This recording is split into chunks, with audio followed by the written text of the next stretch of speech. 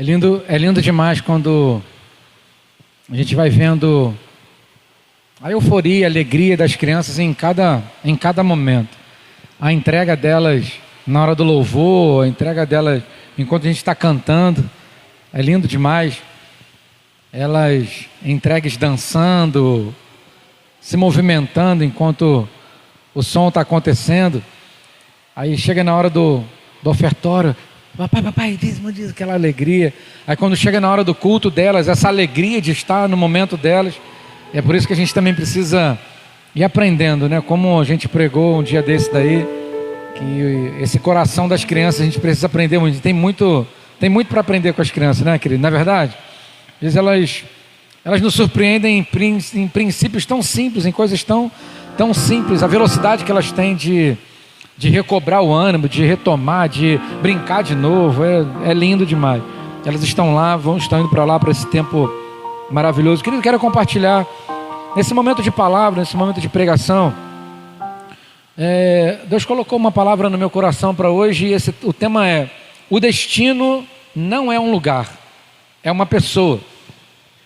O destino não é um lugar, é uma pessoa. A gente tem ouvido muita coisa em relação a séries e pessoas e profissionais, até ministros, pastores, lidando com esse ambiente motivacional. Você vai conseguir, você vai chegar lá, vai dar tudo certo. Seja profetizando em nome de Jesus, seja em ambientes de executivo, de empresariado ou de cursos de inteligência emocional, de despertamento, de rompimento. E falando assim, não, você vai chegar lá, ou até a própria pessoa falou assim, não, um dia eu vou chegar lá, um dia eu vou conseguir, vai dar certo, eu estou me esforçando. Ou então o casal, quando se une, se junta e fala assim, não, meu amor, hoje nós estamos passando por esse momento de adversidade, mas nós vamos chegar lá. Eu quero te perguntar, as perguntas, elas às vezes elas nos tiram um pouco do nosso eixo, do normal, e nos fazem refletir de forma um pouco diferente. Eu quero te perguntar essa noite, aonde é lá? Aonde que é lá? Eu vou chegar lá, lá onde? Aonde que é lá? Porque quando a gente fala de geografia, lá é um lugar. Agora o destino, o seu destino de vida, o seu projeto de vida, aqui na terra e depois da terra também tem um lá. É só o L-A, não tem o R de lar, de casa, de família, não. O lá como um destino. O destino, em se tratando de um lá, aonde você pretende chegar? Com os seus esforços, buscando a Deus, orando, se consagrando, vindo aos cultos, buscando ao Senhor como família, como casal, unindo forças para melhorar como família, como pais, como servos de Deus. Nós sempre estamos querendo chegar a algum lugar. Eu queria trazer a nossa atenção essa noite algumas colocações que nos fazem entender que em Cristo, em Deus, no que diz respeito ao nosso ambiente espiritual, o lar não é um lugar. O nosso destino num lar é uma pessoa, e nós vamos ver essa pessoa. Abra sua Bíblia em João 6, 66. João 6, 66. Está repreendido, pastor, é 666, número da besta, 666, olha aí, 666. Não, querido, não é besta não, é o cordeiro que se levantou como um leão, aleluia.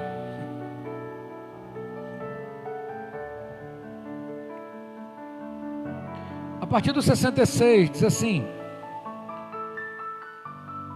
à vista disso, muitos dos seus discípulos o abandonaram e já não andavam com ele. Então perguntou Jesus aos 12: porventura, quereis também vós, outros, retirar-vos? Respondeu-lhe Simão Pedro: Senhor, para quem iremos? Eu quero salientar, para quem iremos? Para quem iremos, Senhor?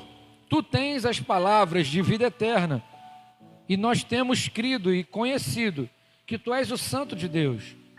Deus nos faça entender nessa noite que o lar não é um lugar apenas como um destino normal. O lar é uma pessoa, e essa pessoa é esse próprio Cristo que já estamos acabando de ler. Nos ajude, Pai, nos desperte a um novo nível de compreensão, de entendimento e, é claro, de atitude. Em nome de Jesus, amém.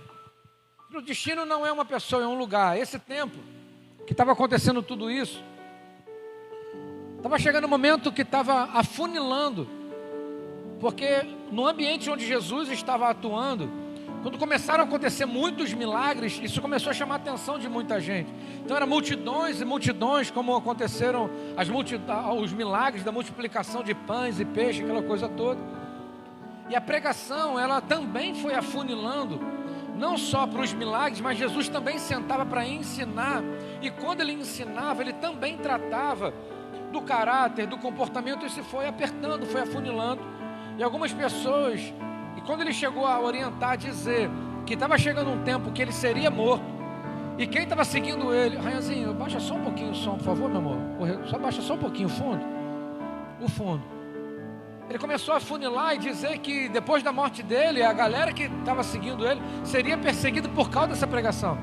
As pessoas deveriam pregar, mais um pouquinho, meu amor, por favor.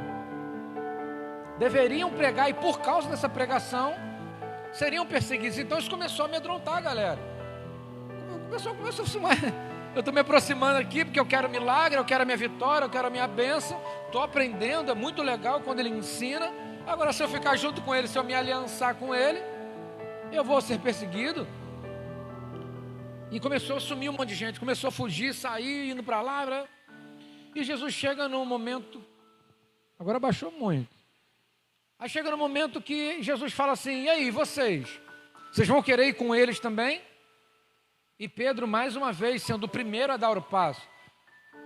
Eu já ouvi muita gente, já ouvi muitas pregações, querido, detonando Pedro. O ímpeto, o temperamento, o jeito e tal, né? Só que Pedro, ele viveu coisas, fez coisas, experimentou de coisas em Deus que muitos outros não experimentaram. E Pedro, ele perguntou, e essa pergunta tem tudo a ver com o que a gente quer estar trazendo para construir para hoje. Ele falou assim: para quem iremos? Ele não perguntou para onde iremos, ele não falou para onde a gente vai fugir quando vier a perseguição. Nós vamos mudar de cidade, não vamos mudar de cidade. Ele falou assim: para quem iremos? Para quem nós vamos recorrer? Para onde nós vamos colocar a nossa esperança? Para onde nós vamos recorrer? Para onde nós vamos depositar a nossa força, o nosso recurso? E ele se coloca numa condição de revelar que ele sabia que em Cristo não tinha outro lugar para ir, que o lugar era ele mesmo, o lugar era o próprio Cristo, o lugar de estar é perto do próprio Cristo. E o lindo, querido, que até a morte de Jesus, o Pedro, ele viveu aqueles conflitos, negou Jesus, aconteceu tudo aquilo, mas quando se manifestou tudo que tinha que se manifestar, quando veio a descida do Espírito Santo, o Pedro foi tomado de uma forma, o Pedro foi impactado de uma forma, que ele se tornou um interventor na história. Então também estou aqui como ministro do Senhor para te dizer, até agora, até hoje na sua vida, pode ter sido desse jeito que a sua é, que a minha é. Pode ter sido, está tudo bem, está tudo certo, pode ter sido do jeito que é nesse momento, mas ao ouvir essa palavra e ao sermos impactados pela ação do Espírito Santo de uma outra forma, de um outro nível, nós também podemos explodir dentro de nós, nós podemos viver novas experiências como Pedro foi, como Pedro viveu, como Pedro fez. E quando isso aconteceu, naquele tempo, quando aconteceu, que ele começou a pregar, depois dessa manifestação do Espírito Santo, o pessoal que conhecia Pedro, ele falou assim: o que aconteceu? O que aconteceu com Pedro? A gente conhece ele, esse cara nem tem cultura, e olha como é que ele fala, olha como é que ele prega, olha como é que ele se manifesta. E a pregação dele, através do Espírito Santo, é claro, mas usado pelo Espírito Santo, queridos, eu e você, nós seremos usados pelo Espírito Santo, ainda dentro das nossas limitações. Você pode dizer amém? É claro que nós estamos num processo de aperfeiçoamento. Agora, o Pedro, ele foi impactado pelo Espírito Santo e foi usado naquele momento. Ele não foi impactado, ficou numa faculdade, numa teologia, num negócio. Ele já foi usado e continuou sendo aperfeiçoado. Então na nossa vida nós também podemos pegar isso como ensinamento e perceber que a gente pode ser impactado e deve pelo Espírito Santo já sermos usados e continuarmos sendo aperfeiçoados, amém? E com isso, quando teve uma outra pregação, o Pedro, que foi impactado pelo Espírito Santo, agiu através dele e trouxe avivamento, trouxe a pregação, e quase 3.000 almas se converteram. Agora, na outra pregação, juntaram agora quase 5.000 almas. Então o Espírito Santo continuou agindo nele, ele continuou se permitindo e a obra continuou acontecendo. E na nossa vida, querido, nós também podemos permitir e devemos para a nossa vida também ser impactada pelo Espírito Santo. A gente continua permitindo ser usado e mais pessoas vão sendo alcançadas por essa pregação. Isso tem a ver comigo e com você. Amém, querido? Romanos 11, a partir do 34, diz assim, Romanos 11, 34. Aproveitar, enquanto bota ali, beber uma aguinha.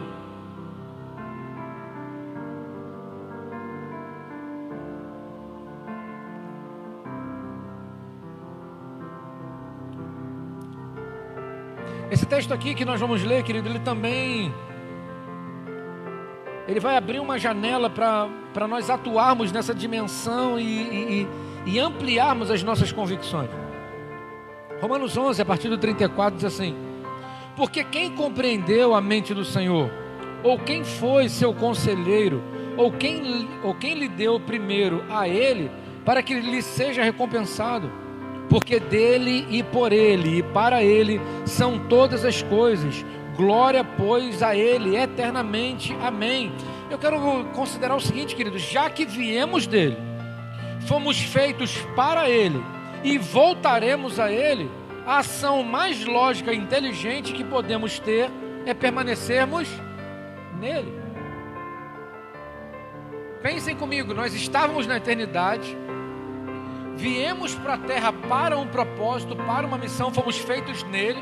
Lá em Gênesis 1, 26, 27 vai falar sobre isso. Nós fomos feitos à imagem e semelhança dele. Mas baixa um pouquinho o fundo, meu amor. Baixa um pouquinho o fundo, por favor. Ou então baixa para mim. Não sei se aí tá bom. Se aí não estiver bom, se puder baixar um pouquinho para mim. Então para mim que está um pouquinho alto. Para mim. Tá confortável para vocês, o fundo? Ou tá alto? Tá bom? Então tá bom, meu. Então pensem comigo, nós viemos dele, estávamos na eternidade, viemos para a terra para uma missão. Cada um de nós tem uma missão específica e a genérica, já falamos sobre isso em outras pregações. Fomos feitos à imagem e semelhança dele aqui na terra e voltaremos para ele. Então, do momento da nossa criação, do nosso nascimento aqui na terra, até voltarmos para ele, a coisa mais lógica e mais inteligente é mergulharmos nele aqui na terra nesse tempo. Quanto tempo, pastor? Não sei. Para uns vai ser mais, outro pode ser menos, ou com certeza, para uns mais, outro menos. Mas a coisa mais lógica, mais inteligente é a gente mergulhar nele, para vivermos nele, conhecendo a ele, os planos dele, os projetos dele, porque nós voltaremos para ele.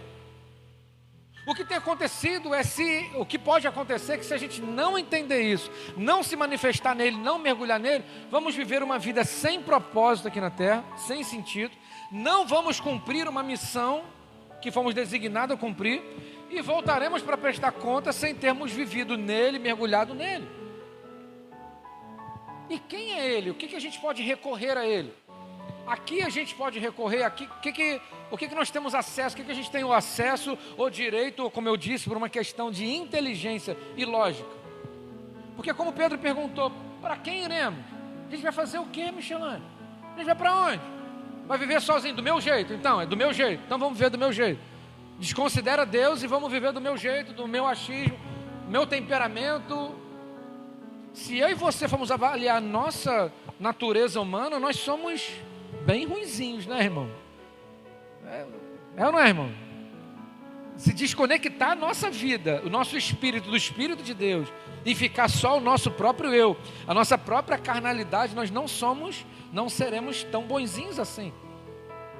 E o chamamento para essa noite é que, já que eu estou entendendo que não tem outra pessoa, não é outro lugar, não tem outro destino, não tem outro lugar, não tem outra pessoa também, as três coisas, a não ser Ele, o próprio Cristo. E o que eu tenho nele? Primeira coisa, querido, Ele é o nosso refúgio. Salmo 46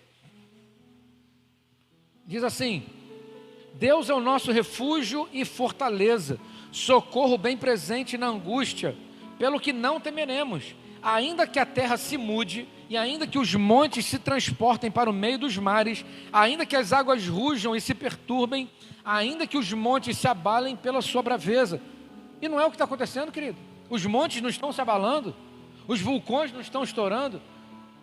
Deu uma tsunami no Irã. Alguém já ouviu falar de tsunami no Irã? Numa terra desértica, irmão. Alguém já ouviu falar de tsunami? Deu agora essa semana, irmão, tsunami no Irã.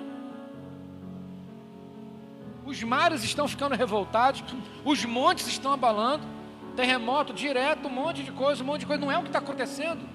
Qual é o lugar que nós estaremos refugiados, com refúgio, com fortaleza, socorro bem presente na angústia? Vai ser num lugar coberto para não vir uma chuva muito forte? Vai ser num lugar seguro se tiver um terremoto? Para onde que a gente vai? Irmãos, o nosso refúgio e socorro bem presente é Ele. Porque Ele é o nosso refúgio e fortaleza. Não é um lugar, não é uma caverna, não é um monte mais alto que se tiver enchente a gente não vai ser pego. Não é um lugar, é uma pessoa. Queridos, eu não quero usar os textos, que embora eu poderia, para não tomar tempo. Agora, eu separei algumas coisas que Ele é.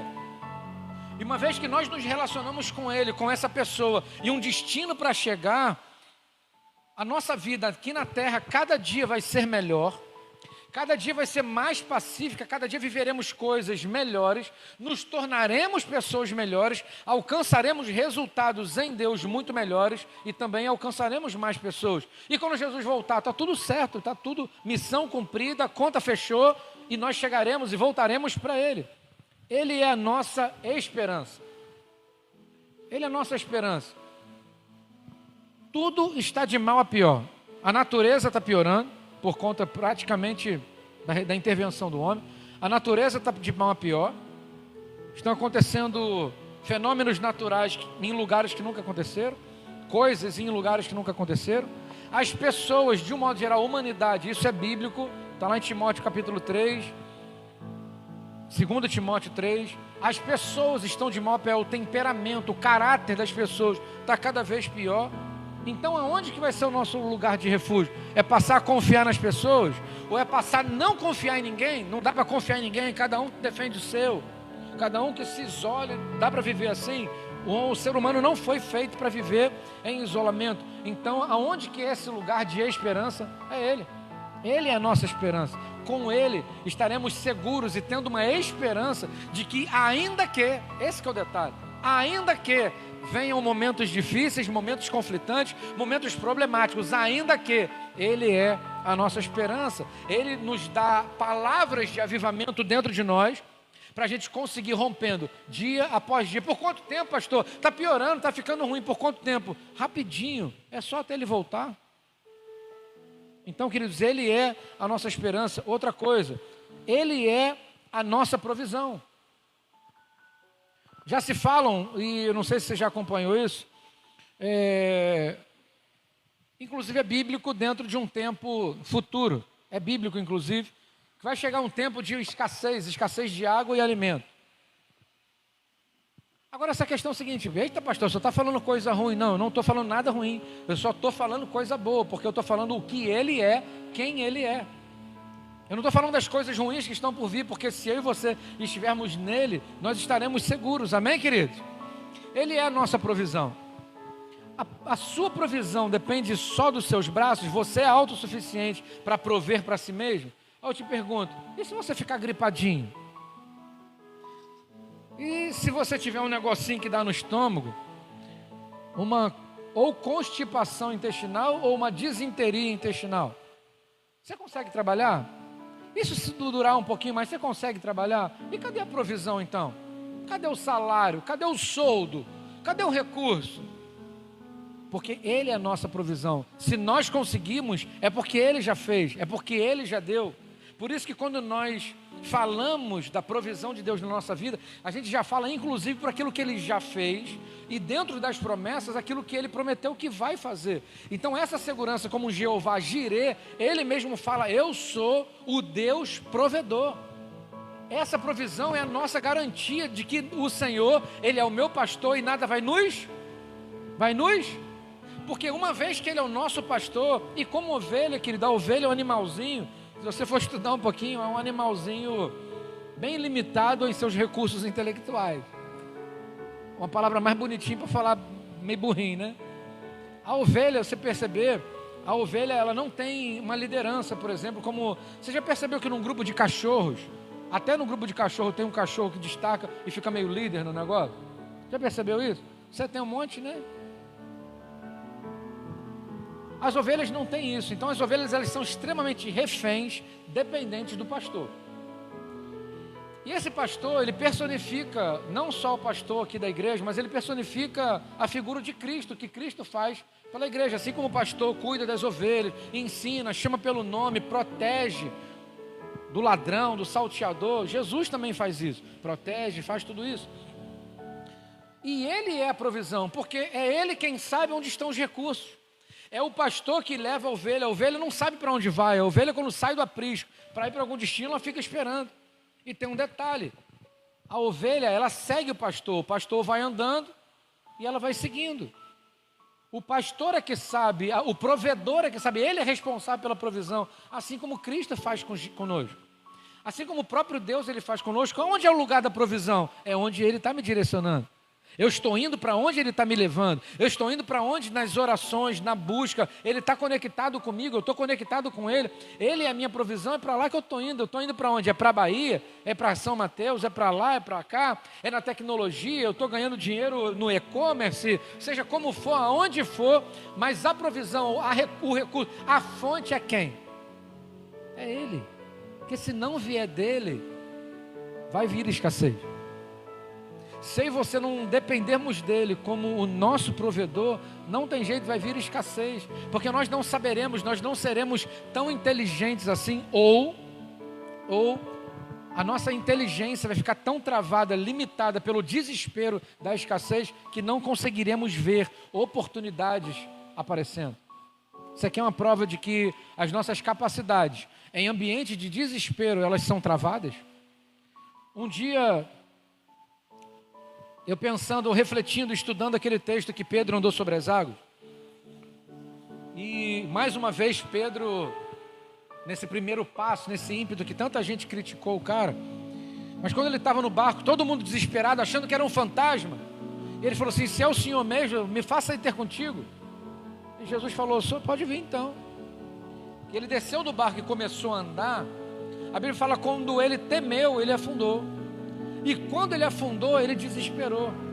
E uma vez eu fiquei perguntando para Deus, meditando, eu estava em casa, e falei assim, Senhor, Pedro ele era, o que Pedro era, irmão? O que Pedro era? Qual era a profissão de Pedro? O cara era pescador. E pescador, no mínimo, tem que saber nadar. Irmãos, mesmo, por que Pedro afundou? Primeiro, por que ele afundou se ele é pescador e sabe nadar? E por que, uma vez que ele afundou, ele estava andando na água, afundou? Porque acabou ali o ambiente do milagre, né? Cortou por causa da falta de fé, aí ele afundou. Se ele afundou, por que ele não voltou à superfície, que ele sabe fazer isso, e voltou para o barco, ou então ficou lá nadando de cachorrinho? E foi voltando para o barco. Eu perguntei isso para o Senhor. E o Senhor e tinha a ver com o que eu estava vivendo no momento, o Senhor muito claramente ele falou assim, porque quando você em ambientes de desespero, você perde a visão da fé, as suas capacidades, suas habilidades são limitadas, são bloqueadas, mas é por você mesmo, não é Deus que bloqueia a tua fé, não é Deus que bloqueia a tua capacidade. Você já percebeu que você sabe fazer muita coisa, mas nem sempre você consegue usar essas coisas que você sabe fazer para produzir dinheiro como você poderia? Eu vou fazer uma pergunta para poder começar a aguçar um pouquinho o seu potencial e melhorar ainda mais a sua criatividade. Você acredita com coisas que você sabe fazer, presta atenção, além da profissão que você exerce hoje, além do que você faz hoje, você acredita que tem muita coisa que você poderia fazer, que poderia gerar recurso financeiro? Pensa e depois eu vou pedir para você levantar a mão. Pensa. Coisas que você sabe fazer, outras profissões que você já exerceu, se você fizesse hoje, você poderia produzir dinheiro, mais do que você está produzindo hoje. Você tem essa consciência? Sim ou não? Tem? Você tem essa consciência? Você tem essa consciência? Tem. Eu tenho. Agora, por que então não produz? Por que não faz? Porque as nossas conclusões a respeito da fé, a respeito de Deus e a respeito de nós mesmos, presta atenção, a respeito da fé, por quê a fé? Porque Deus já disse tanta coisa poderosa no nosso respeito, mas se a gente não se movimentar por essa fé, não se movimentar por aquilo que Ele disse, a gente vai se mover por aquilo que a gente acredita de nós mesmos. E geralmente o que nós acreditamos de nós mesmos nos torna muito menores do que o que Deus diz a nosso próprio respeito. Por isso que nós não realizamos mais do que estamos realizando hoje. Eu estou pregando para mim também, tá bom, irmãos? Amém? A gente está junto nesse negócio, estamos em evolução, estamos crescendo, amém? Então quando a gente para pensar, poxa, mas eu poderia fazer isso, eu poderia fazer aquilo, eu poderia fazer essas três coisas ao mesmo tempo.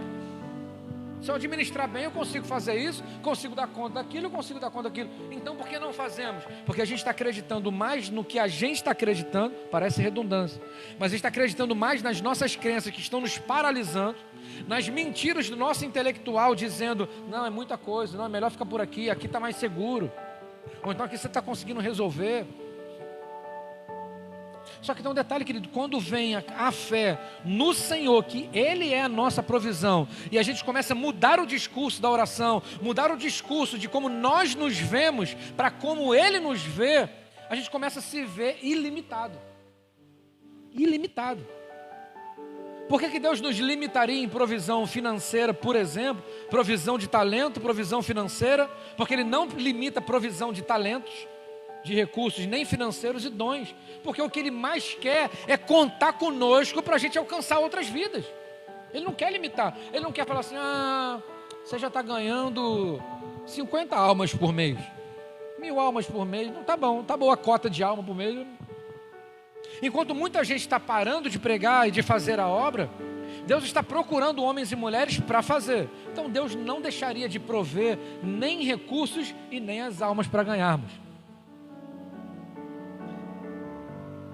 Está conectada a pregação, irmão? Está conectada na tua cabecinha aí?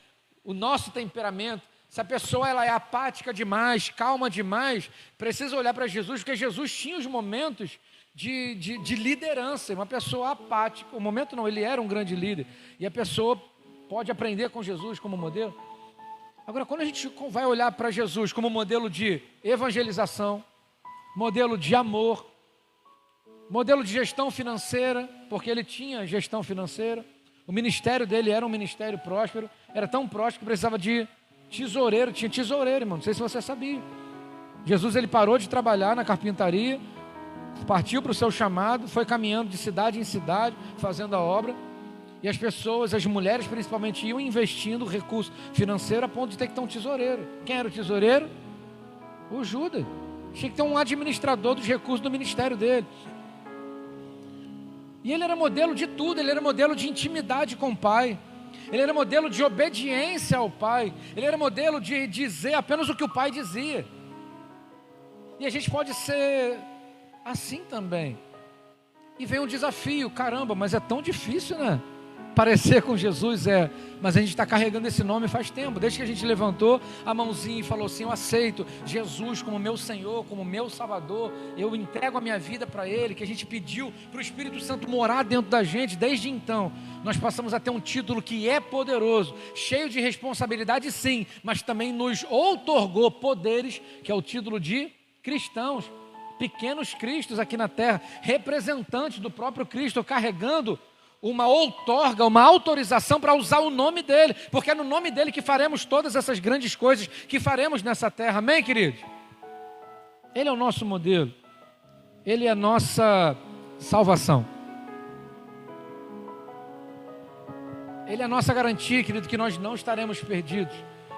E existe o ensinamento da justiça de Deus, que está principalmente em Romanos, querido, a carta do apóstolo Paulo aos Romanos. É uma carta extremamente completa, que é como se fosse um tratado de justiça. O apóstolo Paulo, do começo ao fim dessa carta, ele explica o que foi a justificação, a substituição, a redenção que Deus proporcionou para o homem. Eu sugiro que você leia com atenção, e você vai entender o sacrifício que foi feito pela sua vida. Você vai entender o amigo que você passou a ter, que você recebeu esse privilégio ainda sendo pecador. Ele morreu por você, ainda você sendo inimigo dele. E quando nós nos tornamos justificados, nós nos tornamos santificados, a gente não passa a ser agora perfeitinho. A gente passa a ser justificado, onde o nosso passado foi apagado e agora começa a ser escrita uma nova história. E a nossa história está sendo escrita a cada dia, amém, querido? Cada dia, cada tomada de decisão nova que a gente se conecta com o Espírito Santo e toma uma decisão renunciando esse eu, renunciando o que eu faria antes. O que eu faria normalmente nessa situação era isso? Então não vou fazer o que Jesus faria, uma vez que Ele é o nosso modelo, uma vez que Ele é a nossa salvação. Ele se tornou a minha garantia que eu não vou morrer eternamente. E o lindo, queridos, é que quando a gente entende o propósito do batismo, e está chegando, queridos, em breve vai marcar a data do nosso lindo batismo, coisa linda, bem, vai ser uma festa maravilhosa. A representação do batismo, querido, quando a gente deita, quando nós somos imersos, nós somos submersos, que a gente deita na água fazendo um simbolismo, que a gente escolhe morrer para a gente mesmo, e escolhe morrer para as coisas do mundo, escolhe morrer para o diabo, que a gente não tem mais aliança com ele, agora a nossa aliança é com o Todo-Poderoso. E o lindo é que quando nós levantamos da água, nós também simbolizamos em Cristo, que nós morremos junto com Ele, que nós fomos sepultados junto com Ele. Só que tem um detalhe, agora que nós levantamos restaurados e ressuscitados para a glória eterna, amém, queridos? Esse simbolismo do batismo é uma das coisas mais poderosas quando a gente faz com entendimento. É por isso que nós ensinamos antes de batizar. É isso mesmo que você está entendendo? É isso que você quer para a sua vida? É por isso, é porque quando você deita para a tomada de decisão do seu jeitinho, e vem agora tomar a decisão pautada nele, porque Ele te salvou, Ele morreu por você, e agora quando você levanta, está simbolizando o que vai acontecer no grande dia. Porque se eu e você morrermos antes da volta de Jesus, irmão, eu já falei várias vezes, e hoje eu falava com meu irmão sobre isso, eu já falei várias vezes que eu acredito que Jesus vai voltar na nossa geração, pelos sinais. Mas muitos pregadores que vieram antes de mim, que já morreram, também acreditaram na mesma coisa, mas está tudo bem.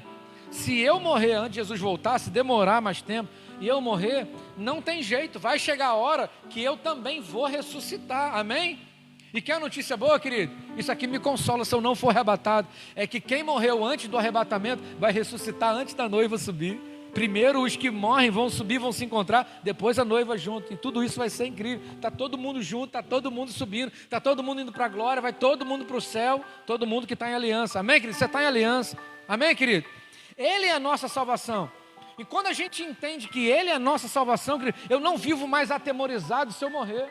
O máximo que a morte pode causar em mim é a aceleração do meu encontro com Ele.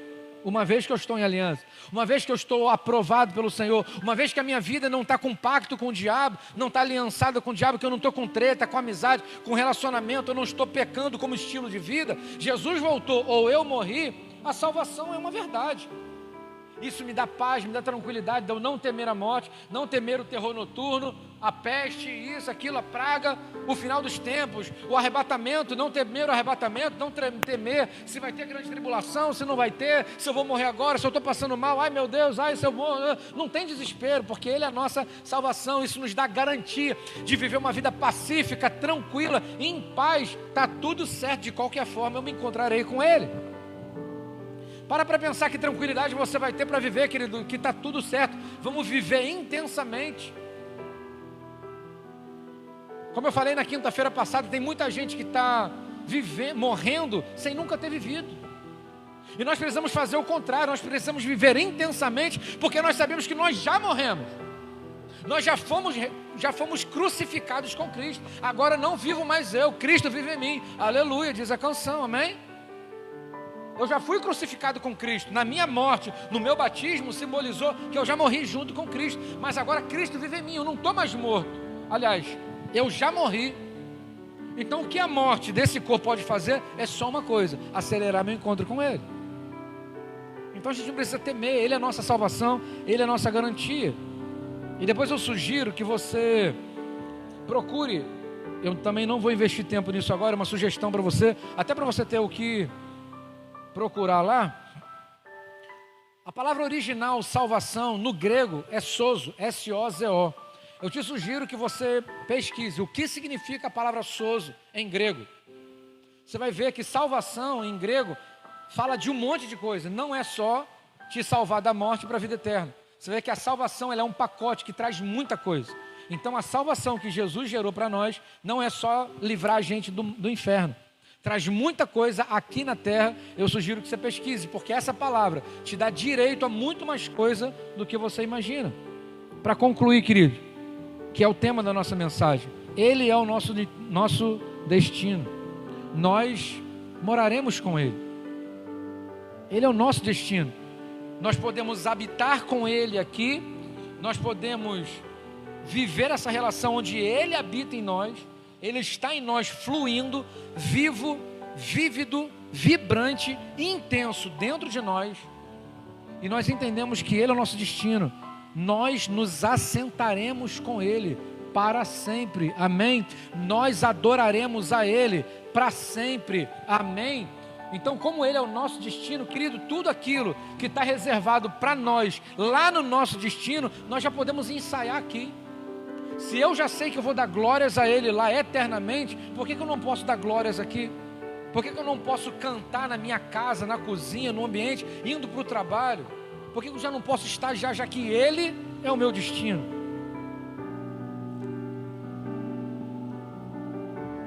Uma vez que Ele é o nosso destino, tudo que vamos fazer, que seja para Ele.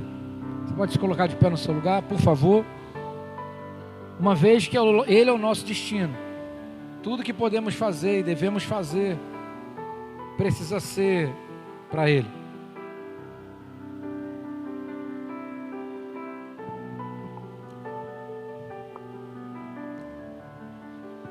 Eu quero te fazer uma pergunta. Mais uma pergunta. O quanto as suas ações, as suas motivações, o quanto as suas tomadas de decisões têm colocado a Ele, ou colocado o próprio Cristo no centro das suas tomadas de decisões. O quanto Ele está no centro dos seus relacionamentos de amizades, as pessoas que você ama, no trabalho, na gestão do seu tempo, nas suas prioridades em relação a tudo. Mais uma vez, querido, eu falo, eu estou junto com você nesse negócio. Eu estou juntinho com você nesse negócio. Eu não estou pregando para você, eu estou vivendo isso junto com você. Amém, querido? Para não parecer que eu estou aqui te cutucando, fazendo pergunta para você, porque de repente eu conheço algumas coisas da sua vida. Eu estou juntinho com você nesse negócio. Amém, família? Amém? E a pergunta é essa: o quanto Ele tem sido o centro das nossas decisões? Quando a gente acorda, o que a gente vai fazer? O que a gente deixa de fazer? O que você deixa de fazer porque você sabe que vai desagradar a Ele? Ou será que você precisa deixar de fazer coisas porque você já sabe que está desagradando? Essa noite é uma noite de um chamamento para nós começarmos a funilar cada vez mais tudo na nossa vida para Ele, porque no final da história nós vamos prestar conta com Ele, no final da história nós vamos encontrar com Ele, no final da história nós vamos morar com Ele, querido. E no final da história a gente precisa estar aprovado, não apenas pela decisão que a gente tomou, porque apenas a decisão de levantar a mão e dizer eu aceito, apenas essa decisão, mas não viver esse estilo de vida, não vai nos credenciar para entrar na glória e morarmos com Ele, já que o destino é Ele, não é um lugar, é uma pessoa. Eu te pergunto, o quanto da sua vida, as suas decisões são movidas por causa desse entendimento? De que vai voltar para Ele, é por causa dEle. A sua esperança, garantia, provisão, modelo, tudo é Ele, a nossa. E o meu desejo, querido, é que a cada dia mais e mais, eu e você, estejamos conscientes disso. Isso precisa ser consciente, precisa ser intencional. A palavra é essa, intencional. Eu vou deixar de fazer isso, porque eu sei que isso desagrada o Senhor. Eu vou passar a fazer isso, porque eu sei que isso agrada ao Senhor. Eu sei que Jesus não faria isso se Ele estivesse aqui. Eu sei que Ele não contaria essa história se Ele estivesse aqui. Eu sei que Ele não faria desse jeito. Eu sei que Ele não se relacionaria com esse tipo de amigo. Ele tentaria convencer dos pecados, mas se a pessoa não quisesse, Ele não continuaria caminhando. É onde a gente começa a colocar prioridade nos filtros das nossas amizades, dos nossos ambientes. Que essa noite, que do Espírito Santo nos convença, em nome de Jesus, nos desperte, não nessa noite, essa noite comece, esse despertamento. Comece esse despertamento para áreas. E agora eu queria te sugerir que você comece agora a orar. Feche seus olhos por um instante. E você que está em casa assistindo também, feche seus olhos, se você puder. E comece agora a fazer um raio-x, uma ultrassom, um check-up. Começa a fazer uma análise de você mesmo. E o quanto a sua vida pode ser mais enquadrada nesse ambiente de viver para Ele, por causa dEle. Porque vai voltar para Ele. Quais são as novas decisões que você precisa tomar? Quais são os ciclos de amizade ou as pessoas que você entende que Jesus não se relacionaria, não continuaria amigo?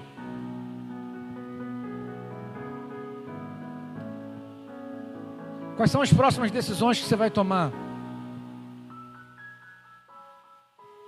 O batismo simboliza a sua morte e que você ressuscitou com Cristo. Assim como você foi crucificado com Ele, você ressuscitou com Ele. E a noite de nós nos posicionarmos, queridos, em nome de Jesus, a vivermos uma vida de intencionalidade. Como você cuida da sua esposa, do seu marido, precisa ser intencional. Como cuida dos filhos, dos negócios, das finanças, precisa ser intencional. Porque de qualquer forma nós vamos voltar para Ele e prestar contas. E tudo isso será lindo quando nós decidimos hoje fazer o certo por causa dEle. Será lindo porque seremos todos os dias, em todas as ações aprovados, seremos transformados e seremos agentes de transformação nessa geração. Aleluia! Eu profetizo sobre a nossa vida, sobre a minha, a sua e dos que estão online. Eu profetizo sobre a nossa vida, tomada de decisões com sabedoria, com intenção de vivermos para Ele, de irmos para Ele, caminharmos em direção a Ele, porque Ele é o destino, o lugar é Ele. Deus, ai de nós, se não for o Teu Espírito Santo nos ajudando, nos direcionando. Essa noite é uma noite de mudança de mentalidade, de comportamento, de mudarmos ações, sentimentos, temperamentos, prioridades, Deus, para Te agradar mais, para cada dia mais e mais nos aperfeiçoarmos no Senhor, porque isso é um chamamento para a nossa vida. Então, Deus, em nome de Jesus, nos ajude com o Teu Espírito Santo, nos dê cada dia mais clareza naquilo que precisamos ser e fazer, primeiro na nossa vida e depois na vida de outras pessoas. Como poderemos ser bênçãos na vida de outras pessoas? Através de uma mudança em nós. Nos ajude naquilo que nós não sabemos fazer. Como Tua palavra diz, o Teu Espírito interceda por nós nessa hora, quando nem mesmo sabemos pedir, não temos nem como falar, não sabemos nos expressar. Mas o Teu Espírito Santo sabe, Deus, o Teu Espírito Santo sabe traduzir isso. Então, em nome de Jesus, Deus, em nome de Jesus, venha com o Teu grande poder, com a Tua grande glória, construindo em nós um novo indivíduo, uma nova pessoa, um novo formato de filho, de servo do Senhor. Em nome de Jesus, amém e amém. Que em nome de Jesus, que essa palavra nos digere um tipo de santo incômodo, um despertamento com alegria a vivermos essa nova vida nele mesmo. Amém?